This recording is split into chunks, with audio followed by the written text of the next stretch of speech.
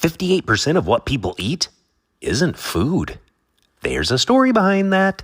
This is your daily message from Chad number 850 to upgrade your mental game today by telling yourself a better story. Because the most important story you hear is the story you tell yourself. And this message is dedicated to Michael Pollan.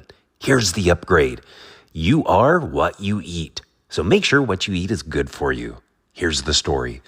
Michael Pollan is one of the world's leading thinkers on nutrition. You've probably never heard of him. In 2010, Time magazine listed him as one of the 100 most influential people in the world. He's the author of 10 books, including How to Change Your Mind, Cooked, Food Rules, and In Defense of Food, all of which were New York Times bestsellers. He's been a longtime contributor to the New York Times magazine. He also teaches writing at Harvard and the University of California, Berkeley. The book In Defense of Food is where he lays out the current reality that the majority of what we eat didn't exist 200 years ago. It isn't actually food.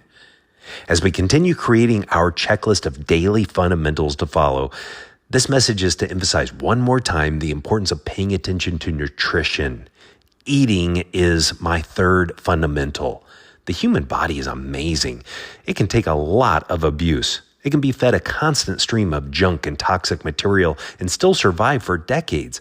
I remember the story of the founder of Hyundai, Chung Ju-young, who grew up in extreme poverty in Korea during the Japanese occupation, where his family literally had nothing to eat. They were forced to forage for anything remotely edible just to stay alive, and at one point only ate tree bark.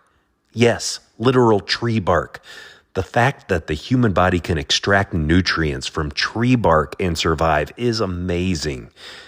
But humans weren't made to consume tree bark. We were designed to eat food. And Pollan writes that 58% of the modern Western diet is what he calls, quote, edible food-like substances, end quote. Also known as ultra-processed food made in factories using laboratory manufactured ingredients that didn't exist even a couple of 100 years ago. Yuck! When you put it like that, milk duds sound kind of gross, don't they? Eating a lot of ultra-processed food, especially the amount that the average Westerner eats, isn't good for us.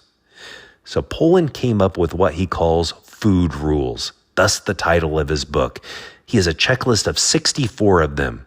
Now, I don't follow all 64, and I'm not advocating you do, although we would be better off if we did, probably. Why I am highlighting Pollan's rules is the fact that he has some rules, and he wrote them down. I don't think there is one single nutritional path that should be followed by everyone. That's another amazing thing about the human body is the variations. Because of genetics and lifestyle, what makes one person function optimally isn't what works for another. We each have to craft our own food rules. The better story to tell yourself is, I have food rules and I follow them. In Food Rules, Pollan gives us 64 rules to think about, like I said. The first rule is a simple but important one. Eat food. That's it. Eat food. He strongly advises against eating, quote, edible food-like substances, end quote. Rule number 13 is especially helpful. Eat only foods that will eventually rot. As they say, the longer the food we eat lasts, the shorter our life will be. Rule number 57 also says that we should avoid getting our fuel from the same sources as our cars. Did you know that American gas stations now make more money selling food and cigarettes than selling gasoline? Yes, it's true.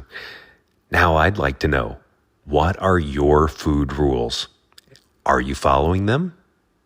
Tell me a story of the eating habits of someone you admire to fromchadsmith@gmail.com. Will you send this to someone you think would benefit from the story right now? You can download my book, The Most Powerful Story in the World, by going to fromchad.gumroad.com. The transcript of this message and hundreds of others are always available at www.fromchad.com.